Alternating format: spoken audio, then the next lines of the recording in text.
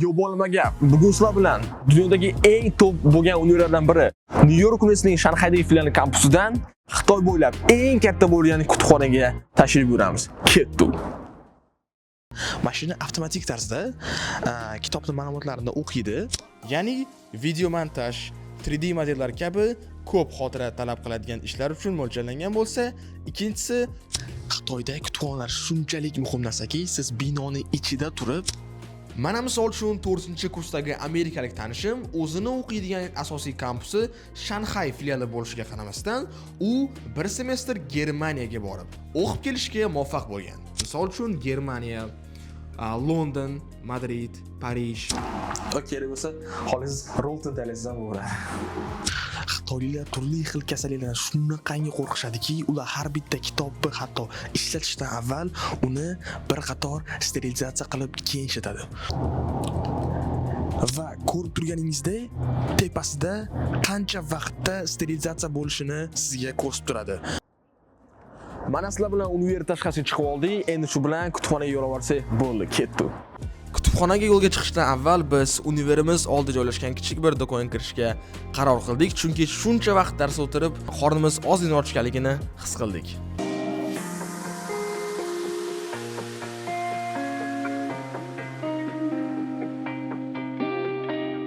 Qo'shimcha ma'lumot sifatida aytib ketishimiz mumkin, Shanxay dunyo bo'ylab aholisi bo'yicha naqd 5-o'rinda turadi. 30 million aholi bilan. Bu esa butun bir boshli O'zbekistonning aholisidan atiga 7-8 millionga kam degani. Shanxayning territoriyasiga keladigan bo'lsak, u 6340 kilometr kvadrat. Tasavvur qilishingiz uchun bu Toshkent shahrining naqd 10 baravari degani.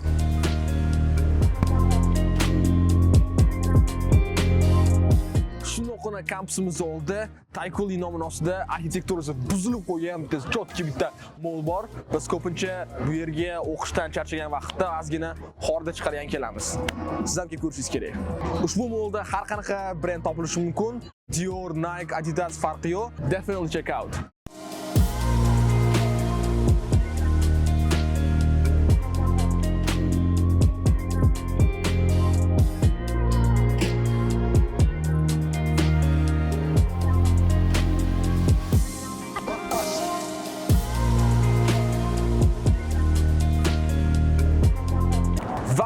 Biz o'sha plan qilayotgan kutubxonaga yetib keldik.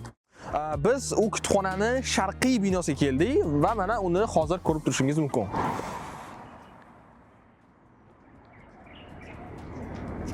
Xo'p, bu adashmasam 7-8 qavat bo'lishi kerak. Keyin oldida katta bog' bor, bu tarafida bozor bor va shundoqqina kutubxonaning pastrog'ida KFC va shunga o'xshagan har xil ovqatlanish mumkin bo'lgan joylar bor. Mana biz va nihoyat kutubxonaning ichkarisiga kirdik. Pastroq ovozda gapirayotganim sabab shundaki, ichkariga kirganimiz bilan bizni qanaqadir bir sokinlik kutib oldi desak to'g'ri bo'ladi, chunki o'zi kutubxona hozirgi shovqin va tez harakatlanayotgan dunyoda sokinlik topsa bo'ladigan yagona bir joylardan biri. Mana bir yo'lni ko'rsatib o'tsangiz bo'ladi.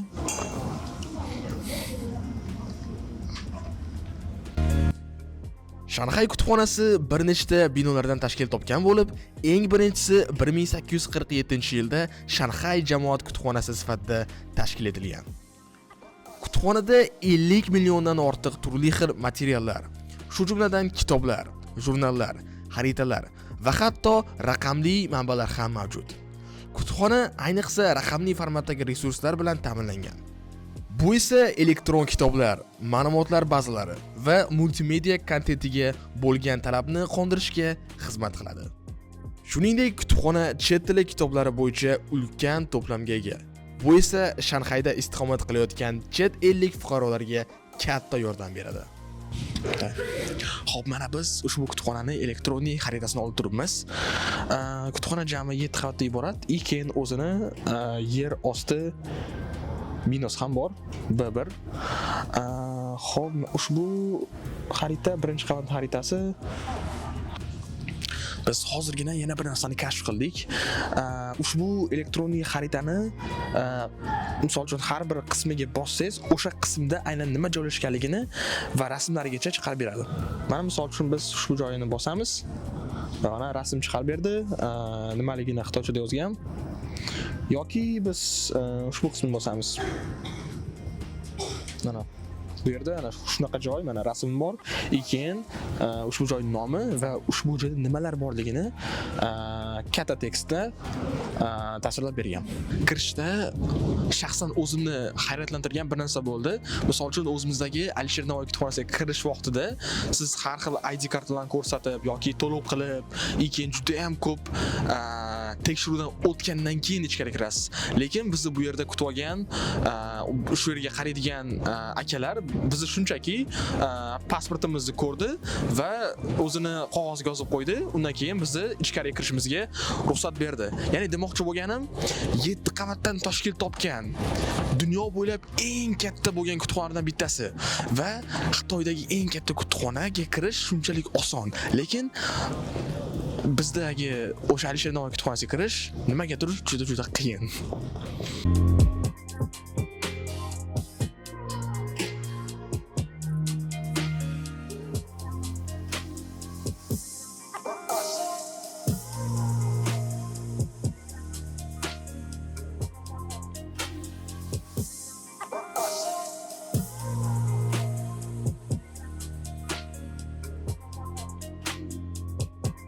Shuningdek, tashrif buyuruvchilar raqamli arxivlar va ma'lumotlar bazalariga kirish imkoniga ega bo'lib, bu orqali noyob tarixiy matnlar, ilmiy maqolalar va multimedia materiallarini tomosha qilishlari mumkin. Bu esa tadqiqotchilarga ilmiy ishlarini ustida puxtaroq, talabalarga esa materiallarni yaxshiroq o'rganishga keng tarzda yordam bermasdan qolmaydi. Biz turgan bino kutubxonaning sharqiy binosi hisoblanadi va u qolganlarga qaraganda ancha yangi va zamonaviyroqdir. Boshqa binolar esa ko'proq tarixiy arxitekturaga ega bo'lib, ko'plab yillar avval tashkil topgan.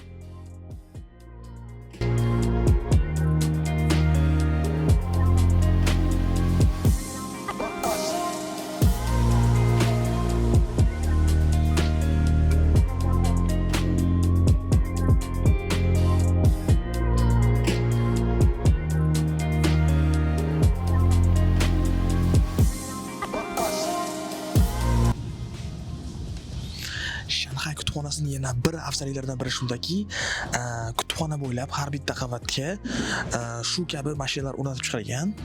Shu kabi, ya'ni o'ziga xizmat ko'rsatuvchi mashinalar. Bu nima qiladi? Agar siz qanaqangidir bitta kitobni olib turmoqchi bo'lsangiz, ushbu kitobni olib kelasiz va ushbu qismga Place Books Here degan qismga o'rnatasiz va bu mashina avtomatik tarzda kitobning ma'lumotlarini o'qiydi va siz bu yerga kutubxona ID kartangizni qo'yasiz. Uni skaner qiladi va siz bemalol kitobni olib ketishingiz mumkin. Shunaqangi oson. Shunaqangi oson.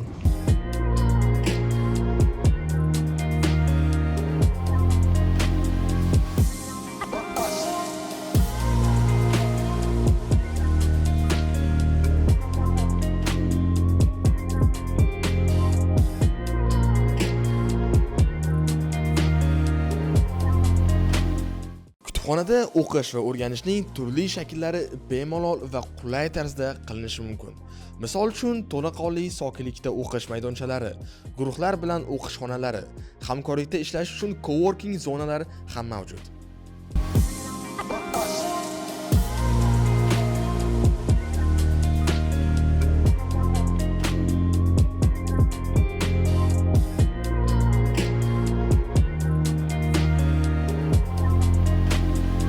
Kutubxonada albatta 21-asrda kerak bo'ladigan barcha jihozlar bor. Stol kompyuterlari, rozetkalar, mobil telefon uchun zaryadchiklar ham topish mumkin. Kompyuterlar esa 2 kategoriyaga bo'linadi. Birinchisi studio uchun, ya'ni video montaj, 3D modellar kabi ko'p xotira talab qiladigan ishlar uchun mo'ljallangan bo'lsa, ikkinchisi kundalik hayotda kerak bo'ladigan oddiy ishlar uchun. Misol uchun Word, Excel va Gmail kabi. Sharqiy zalda san'at bilan integratsiya ham mavjud. Chunki binoda haykallar, o'rnatilgan san'at asarlari va san'at ko'rgazmalari mavjud.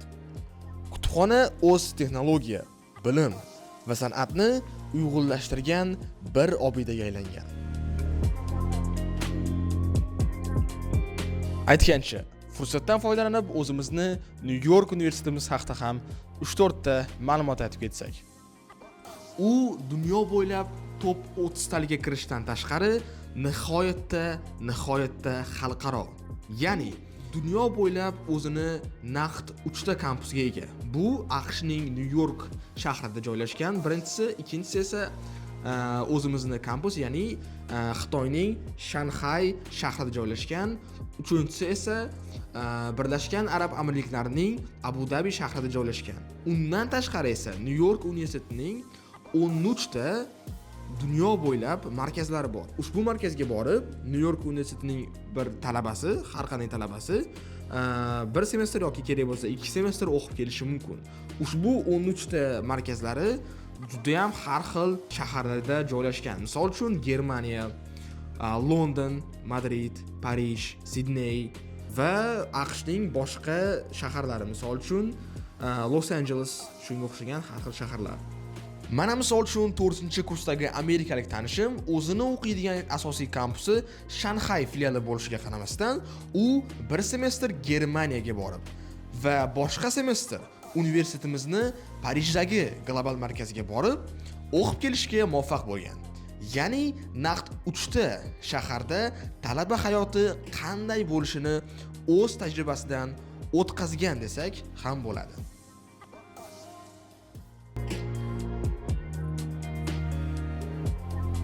Kutubxonaning yana bir qulayliklaridan biri shundaki, siz bemalol tekinga kerak bo'lsa o'sha abdaraziy stakani bilan issiq, sovuq suv olishingiz mumkin. Mana bu yoqqa kirgan holda issiq va oddiy xona haroratidagi suv. Agar xohlasangiz, o'zingizning oldingizda o'sha kerakli narsalar bo'lsa, bemalol choy, kofe yoki kerak bo'lsa, xohlasangiz rolton tayyorlasangiz ham bo'ladi. Xitoyda kutubxonalar shunchalik muhim narsaki, siz binoni ichida turib, kutubxonani o'zini suvenirlarini yoki suv yoki har xil yegani boshqa narsalarni sotib olishingiz mumkin. Mana ushbu avtomat mashinada siz ko'rib turganingizdek suv, suvenir, kitoblar ham bor hatto. Ya'ni siz kutubxonada o'zingizni juda ham bir qulay his qilasiz va agar siz chet eldan kelgan bo'lsangiz, bemalol uydagilarga shu kabi har xil narsalarni sotib olishingiz mumkin. Xitoyliklar turli xil kasalliklardan shunaqangi qo'rqishadiki, ular har bitta kitobni hatto ishlatishdan avval uni bir qator sterilizatsiya qilib keyin ishlatadi. Ko'rib turgan mashinangiz xuddi ushbu jarayon uchun mo'ljallangan. Davaychi biz ham ushbu mashinani ishlatib ko'rib, o'zimizni daftarimizni sterilizatsiya qilib ko'ramiz.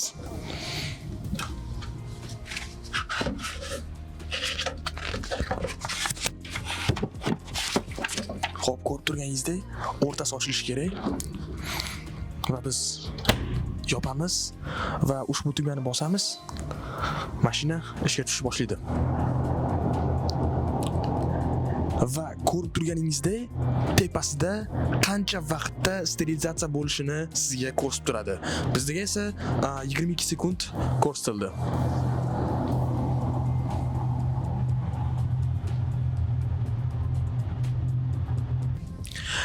Demak, ushbu jarayon tugadi va biz kitobimizni, ya'ni daftarimizni ochishimiz mumkin.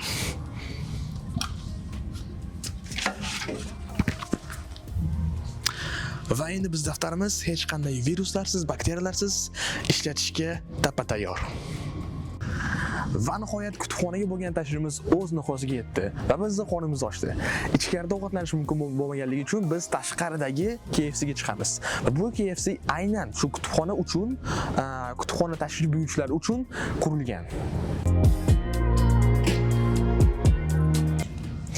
Qizig'i shundaki, tepadagi savdo apparatlaridan tashqari siz pastda haqiqiy jonli do'kon topishingiz mumkin. Bu yerda kitoblar, suvenirlar, hattoki bolachalarga har xil o'yinchoqlar ham topishingiz mumkin.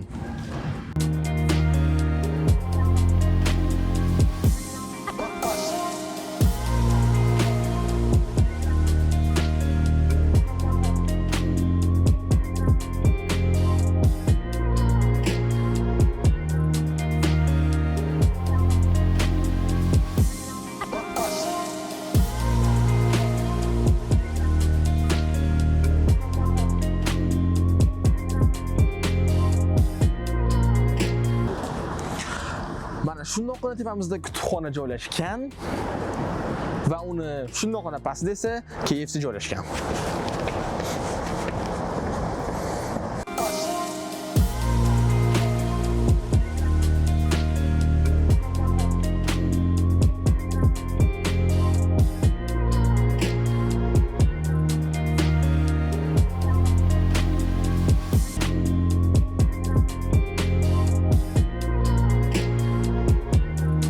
Sizlar bilan New York universitetining Shanxaydagi filial talabasi va SAT Tashkentning alumnisi Hojakbar Adhamov bo'ldi.